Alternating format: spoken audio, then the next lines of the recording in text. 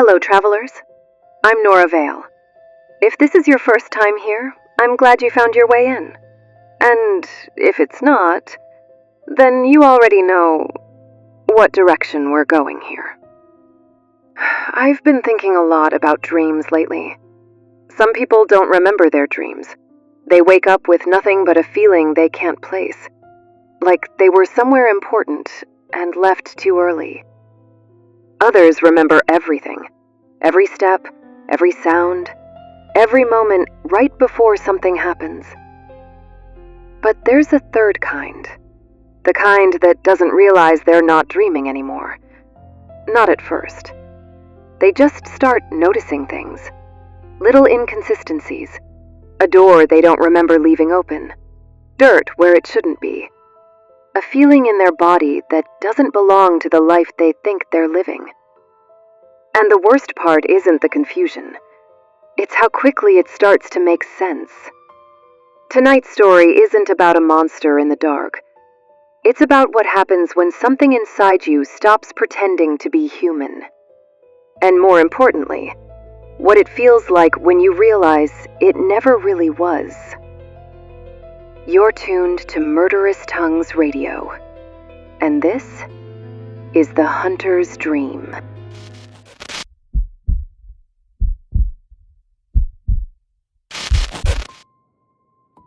I was not made for ink.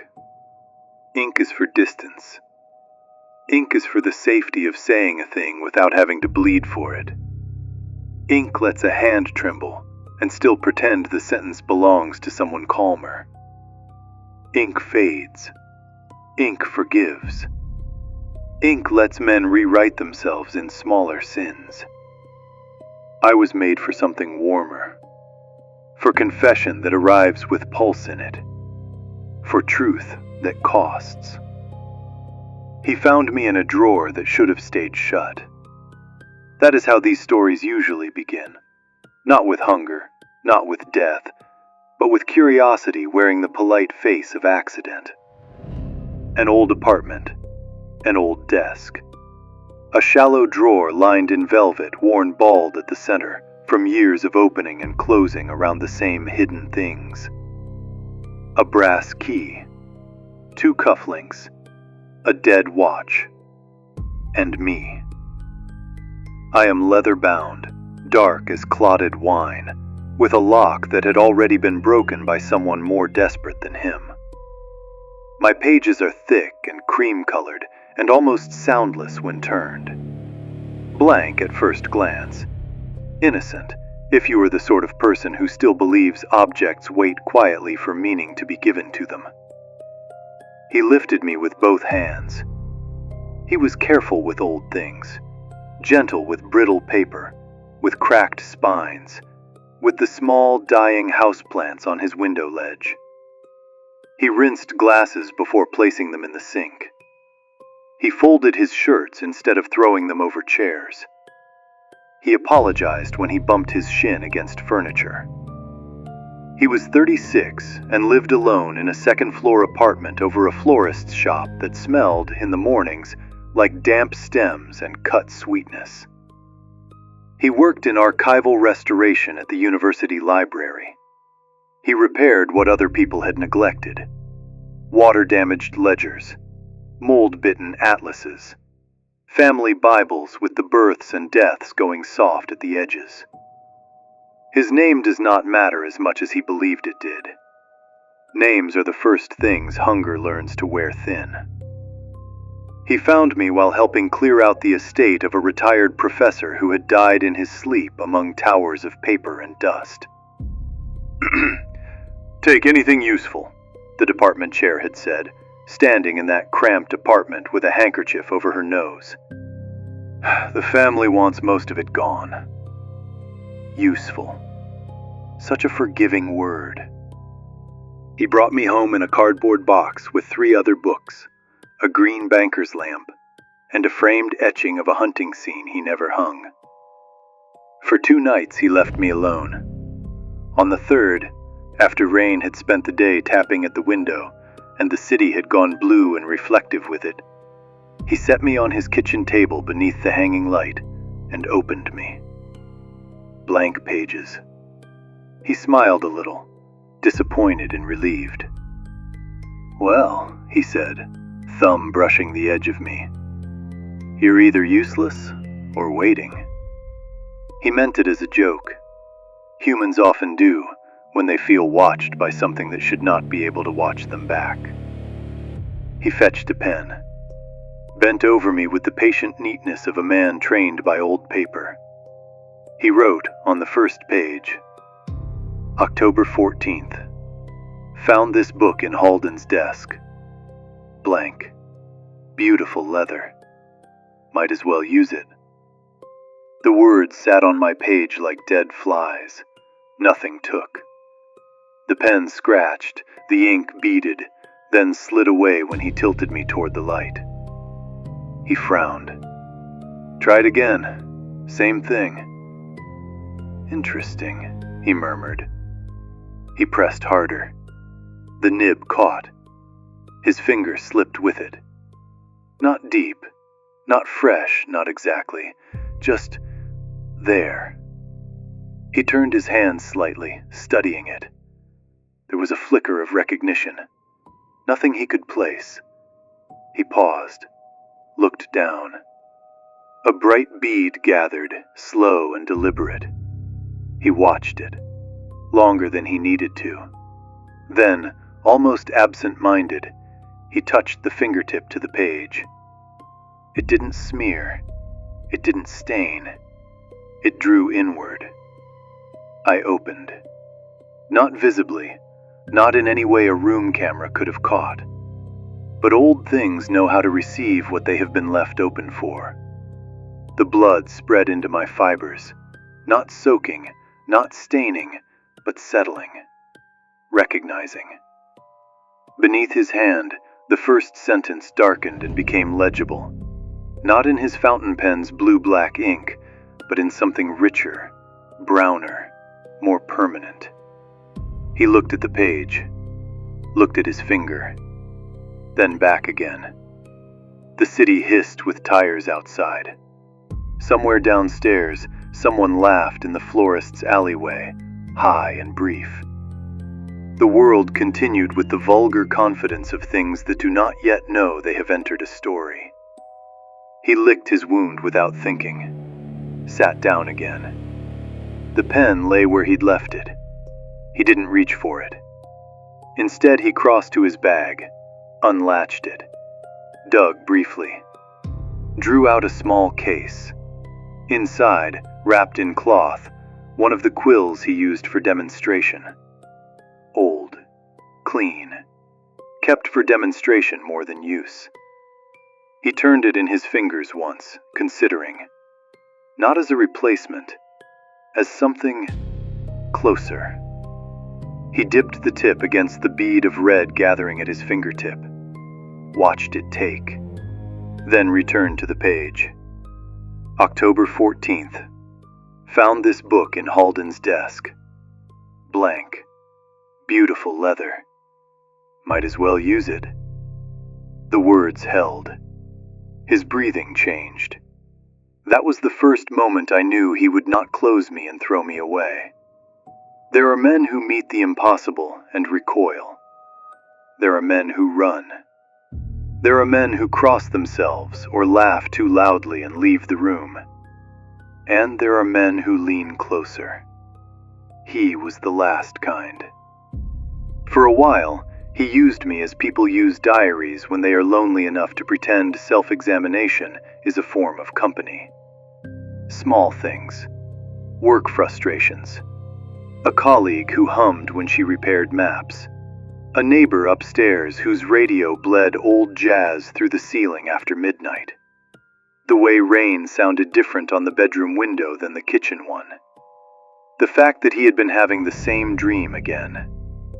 That dream appeared first on October 19th. I keep dreaming I'm hunting someone.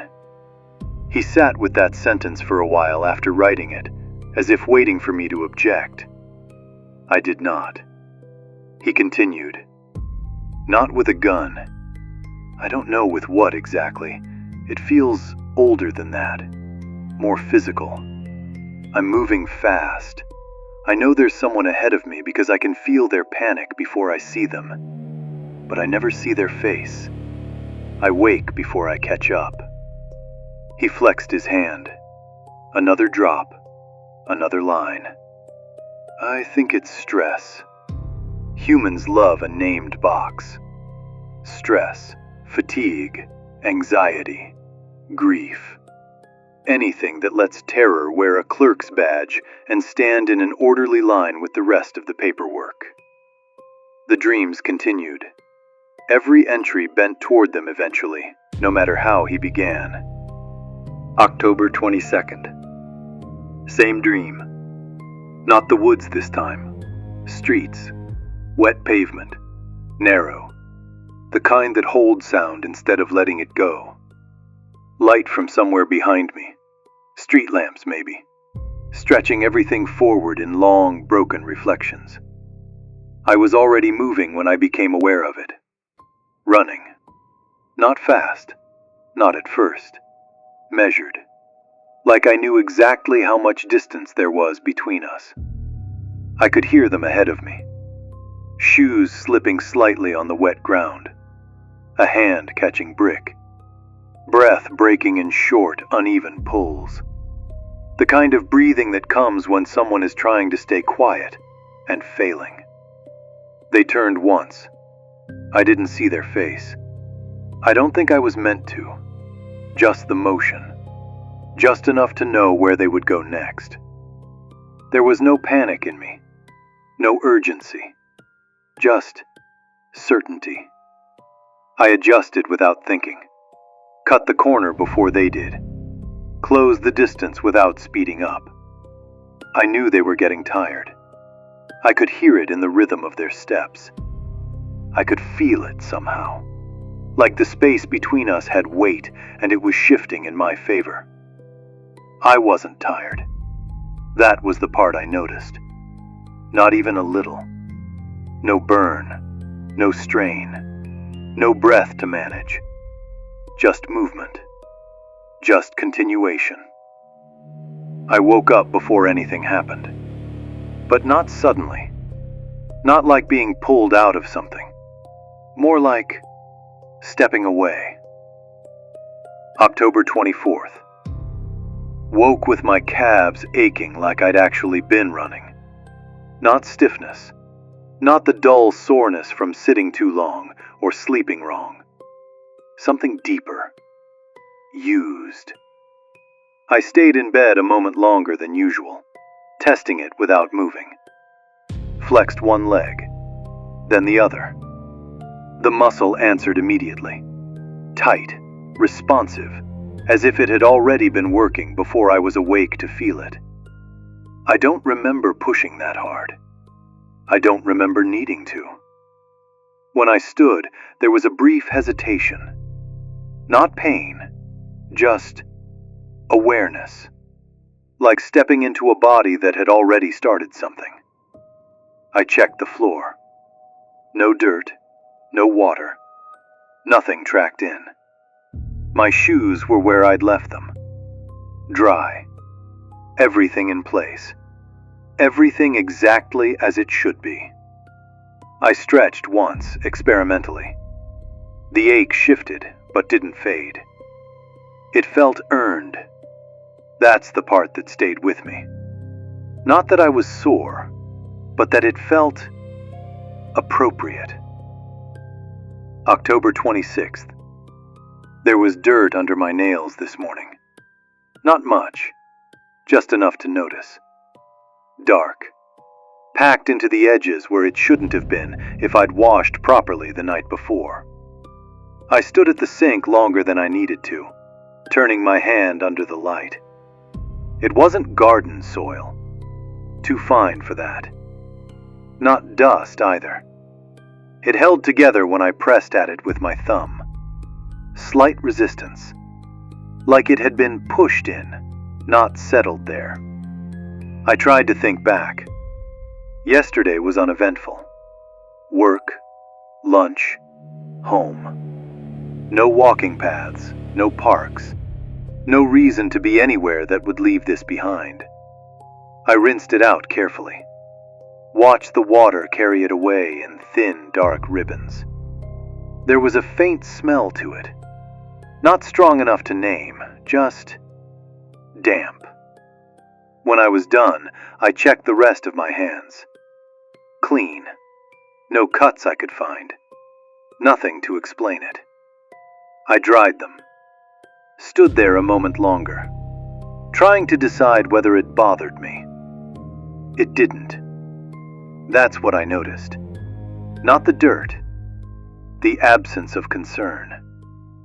He laughed when he wrote that last one, though his hand pressed harder than usual. He began checking his locks before bed, then checking them twice, then waking at 3 a.m. and standing in the apartment doorway in his bare feet, listening. Once he wrote, "I'm starting to dread sleeping." Yet he always did.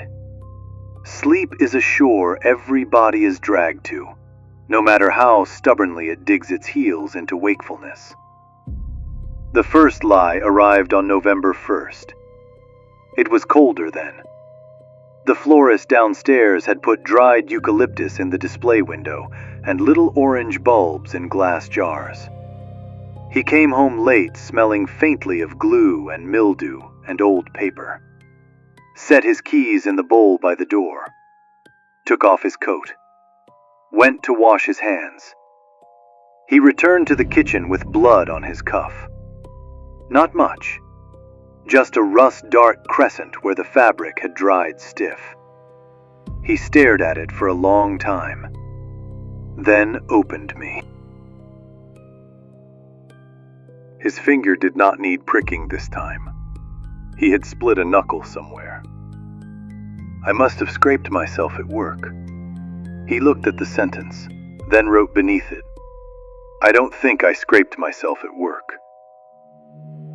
There was a story on the news tonight about a woman found unconscious near Grant Park. Severe blood loss. No mugging. No assault they can identify.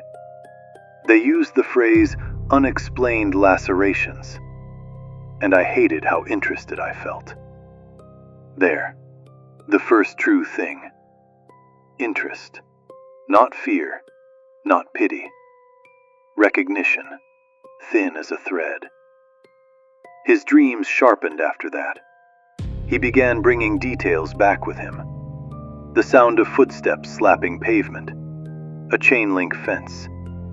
A breathless sob cut short by exertion.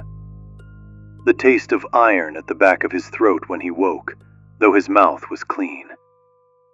Once, a bruise on his shoulder shaped like fingers, though whether his own or someone else's, he could not say. He stopped telling people he was tired. People respond to tiredness with recipes. Tea, melatonin, better curtains, fewer screens before bed.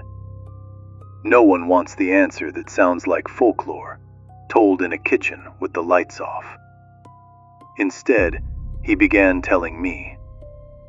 That is what diaries become when a life starts splitting at the seam.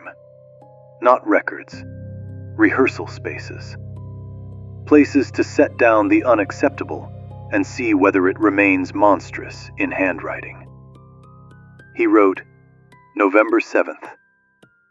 The dream isn't really a dream anymore. It has continuity.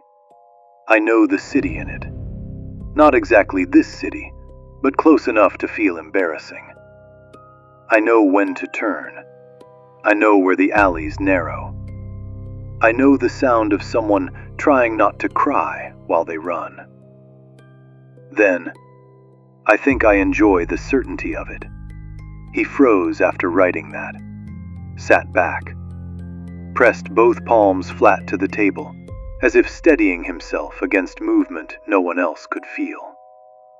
I don't, he said aloud to the kitchen. That's not what I mean. He crossed the sentence out. It stayed visible beneath the line, dark and patient. He started sleeping with the bedroom lamp on, started drinking before bed. 1 glass of wine, then 2. Enough to blur the edges, not enough to prevent dreaming. He kept a glass of water on the nightstand, and still woke thirsty in ways water did not address. His skin changed next.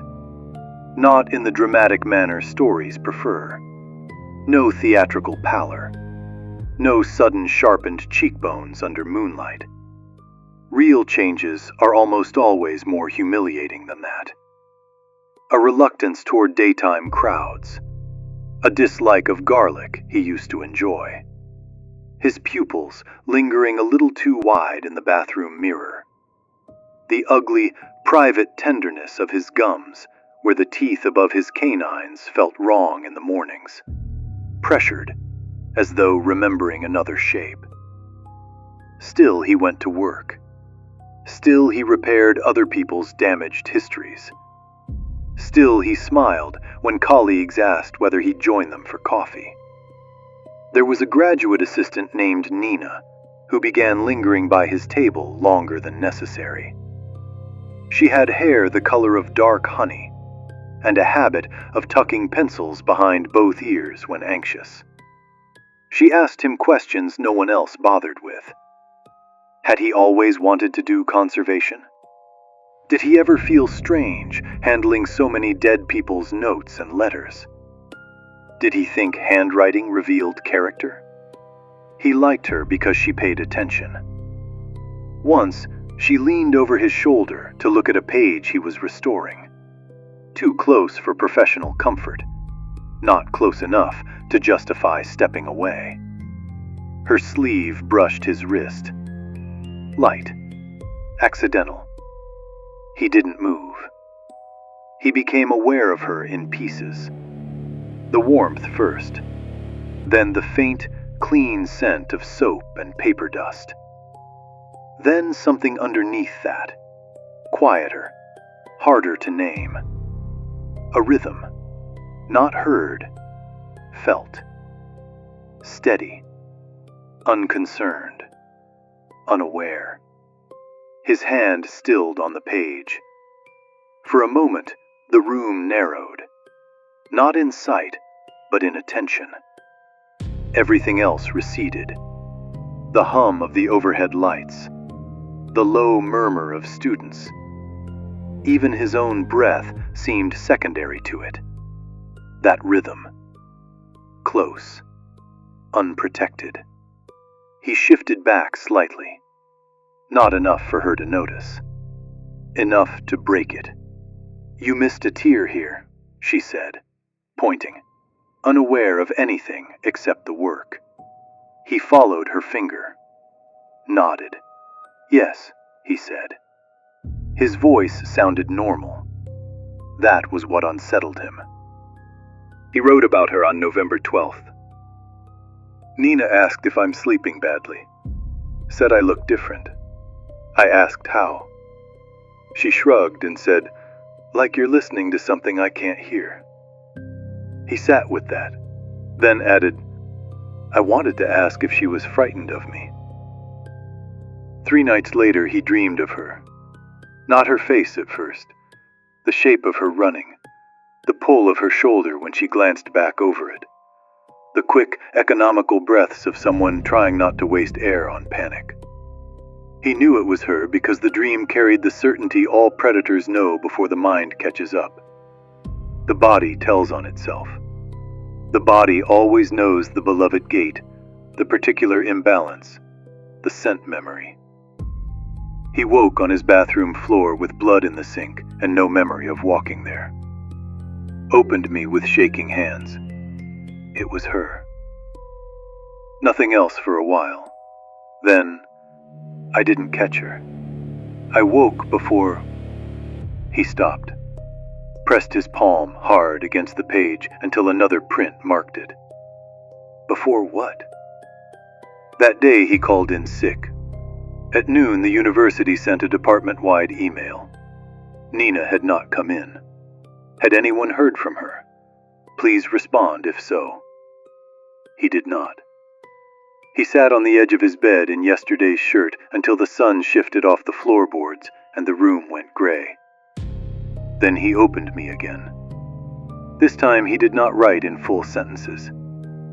I know how she runs. I know how her fear sounds in stairwells. I know I should go to the police. And tell them what? The phone rang once that evening. He watched it until it stopped. A day later, they found Nina alive. That should have ended the story, if humans were wise enough to take mercy as warning. She had been discovered in an alley behind a shuttered tailor's shop 5 blocks from his apartment. Hypothermic, disoriented, severe blood loss. No clear attacker.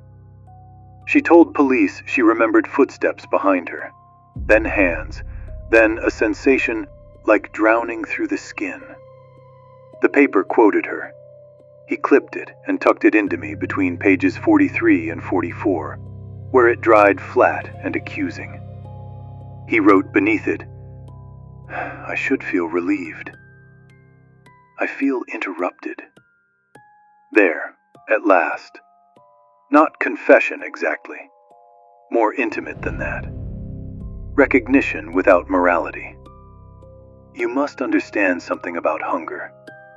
By the time a man admits wanting a thing, the wanting has usually been living in him for years under smaller names.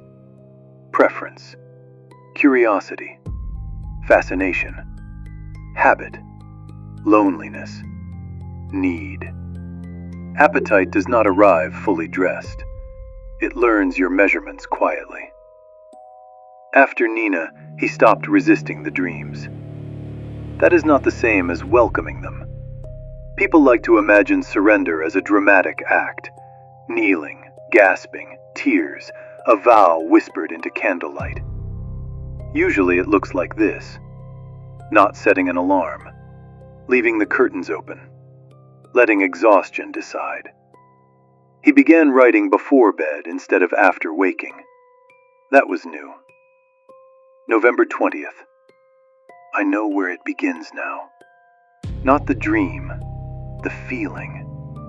Around sunset. It starts at the base of my throat and works downward. Not pain, not exactly. More like being remembered by something I forgot on purpose. Then, in smaller hand, blood is not what I drink. It is what calls me back. He stared at that sentence as if someone else had written it. Perhaps someone had. Hands are not always the most faithful part of a person. He touched the words, read them again, then smiled, not happily, but with the exhausted admiration one gives a puzzle finally revealing its cruelty. My God, he whispered. Is that true? I held the page. I do not answer questions. I preserve the shape in which they were asked. He began referring to blood not as substance, but as presence. Not allowed. Never allowed. Men fear sounding insane more than becoming monstrous. But on my pages he gave it contour. She waits at the end of the running. Another night. She is always warm before I touch her. And then, I think she knows me better than I know myself. Mistress. He never wrote the word, but he meant it in every line after. Not a lover in any soft sense. A fidelity more humiliating than romance. The thing that receives the truest version of you because it asks nothing but your return. December brought darkness earlier and gave him more room to disappear in. The papers kept filling with little notices. A man collapsed outside the train station. Teenager found alive behind a church with no memory of the previous hour. A nurse from St. Luke's saying on local television that these cases made no medical sense, that blood loss of this kind should leave evidence, should leave more, should leave something. He watched from his couch with all the lights off, touched his throat, opened me. I'm not choosing victims. Then, beneath it, I am recognizing them. And beneath that, after a long time, that is worse. He saw them before sleep now, at the grocer's, at bus stops, waiting beneath awnings while rain moved silver over the street.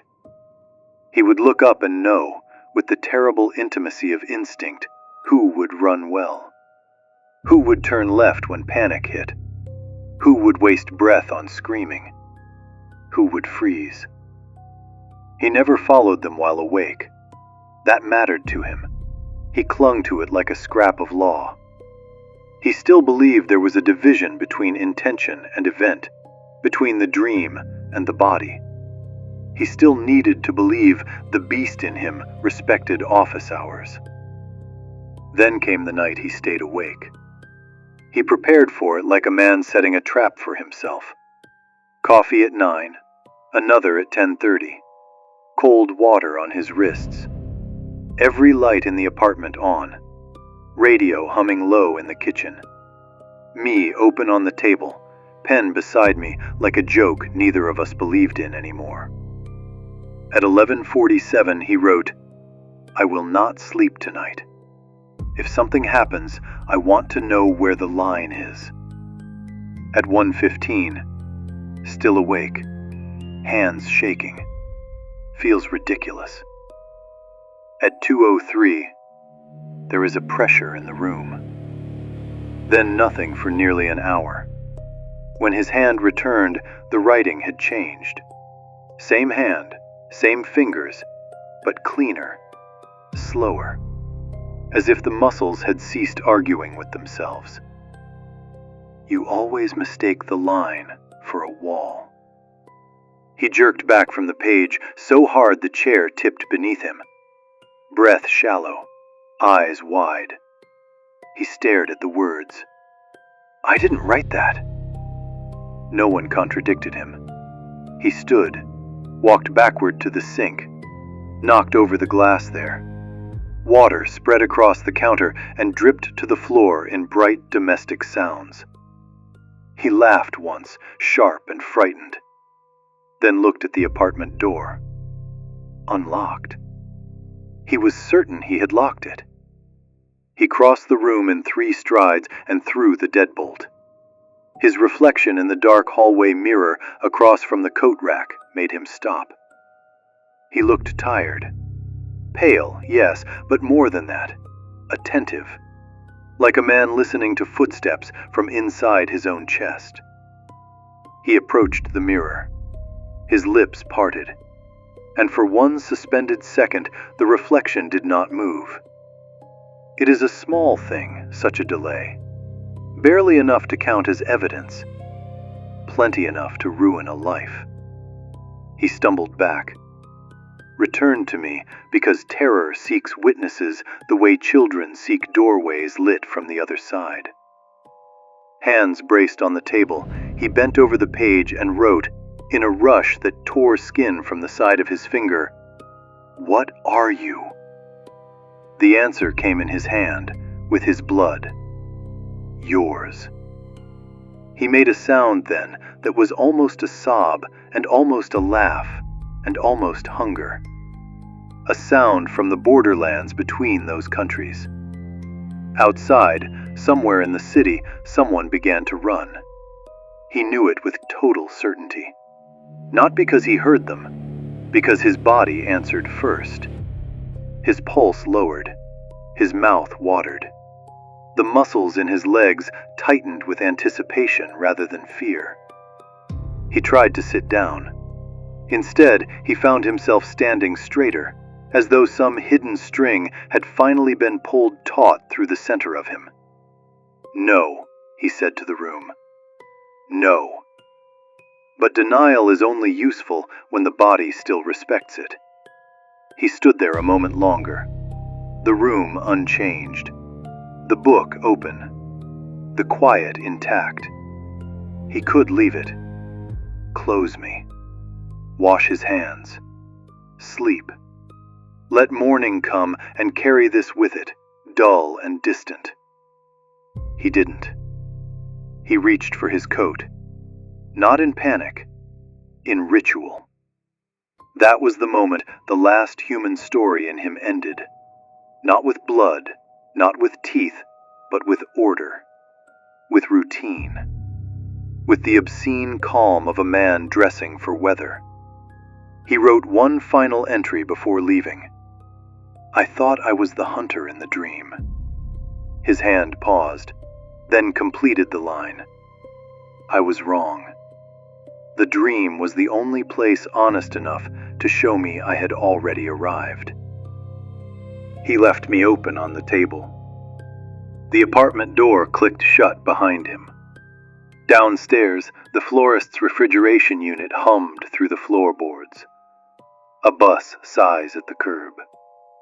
Somewhere, a siren opened its thin red mouth to the night. He did not return before dawn. When he came back, the room changed around him the way rooms do when a person enters carrying weather no one else has felt. Colder, though his skin steamed faintly in the kitchen light. Dirt on the hem of his coat, a bruise under one eye. Blood at his mouth, carelessly wiped, but not fully. He stood over me for a long time, then sat, opened his hand. A woman's earring dropped onto the table beside me. Gold, small, bent. He looked at it as if it had been placed there by someone else. Then he began to write. Slow, deliberate, beautifully legible. She turned before the alley narrowed. Smart. Most wait too long. He kept going. I knew the sound of her shoes before I knew her face. I knew where she would stumble. I knew when she would understand that pleading is only useful with things that can still be persuaded. A blot spread where his wrist trembled. Then, blood was waiting for me there. Warm, faithful, patient. Not my hunger, my return. He stopped, looked at what he had written, and did not cross out a single word. When sunrise finally touched the edges of the curtains, he closed me gently, as one closes the hand of a dying person or a prayer book after the last truthful sentence. He slept then, deeply, dreamlessly, like a man who has stopped dividing himself into shifts. You want an ending more dramatic than that. Humans always do. A knock at the door. Police, fire, sunlight. A stake, perhaps, if you are childish. A final chase. A warning left for the next poor fool. Real endings are usually quieter. He still lives in that apartment above the florist, though not for much longer. The owner downstairs complains he is never seen in daylight now. The university has let him go. Too many absences. Too much strangeness. He leaves old habits behind him one by one, like molted skin. But he still writes. Every night before he goes out. Every morning when he returns. He no longer asks what he is. That question belongs to the period when morality still imagined itself relevant. Now he writes details, routes, breathing patterns, which neighborhoods thin out earliest, which stairwells trap sound, which bodies understand before the mind does that they have been chosen. And always, between these notes, he writes to her. Not in tenderness, in fidelity. Because blood is the vampire's oldest mistress. Not the thing consumed, but the thing that keeps his true appointments. Warmer than memory. More faithful than sleep. The only embrace that does not ask him to become less honest than he is. I hold all of it. What he thought he was. What he feared he might be. what he became once fear finally bored him. One day someone else will find me, perhaps in another drawer, perhaps beneath floorboards, perhaps wrapped in a coat that still smells faintly of rain and iron. They will touch the leather, test the broken lock, flip through my pages with the careless confidence of the unchosen. They will think they are reading a record. They will not understand they are being measured. Because that is the final truth of hunters and dreams and men who wake with dirt under their nails. The dream is never the warning. It is the rehearsal. And I was never meant to keep a diary. I was meant to keep him honest.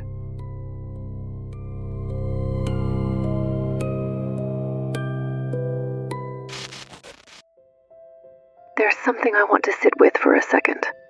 Not just what happened in that story, but how it happened, because nothing in that felt sudden. There's no clean moment where he becomes something else, no single decision, no turning point you can point to and say, that's where it went wrong. It's quieter than that. He doesn't change all at once, he just stops questioning certain things, stops correcting himself, stops needing the difference between a thought and an action to feel important. And that's what the diary is really doing. It's not documenting a transformation. It's removing the distance between what he feels and what he's willing to admit. At first, he writes to understand himself. By the end, he writes to stay accurate. That's a very different kind of honesty. And then there's the idea of the dream, because the story never really treats it like one, not in the way we're used to. It doesn't warn him, it doesn't confuse him, it doesn't distort anything. It just shows him something he's not ready to accept while he's awake. And eventually, he stops needing sleep to see it. I think that's the part that stuck with me the most. Not that something changed in him, but that it might have already been there, waiting for the right way to be understood. Yeah, that one doesn't leave quickly. I'm Nora Vale. Thank you for sitting with me tonight. And wherever you are, get some rest. Just don't be too quick to trust what follows you out of a dream.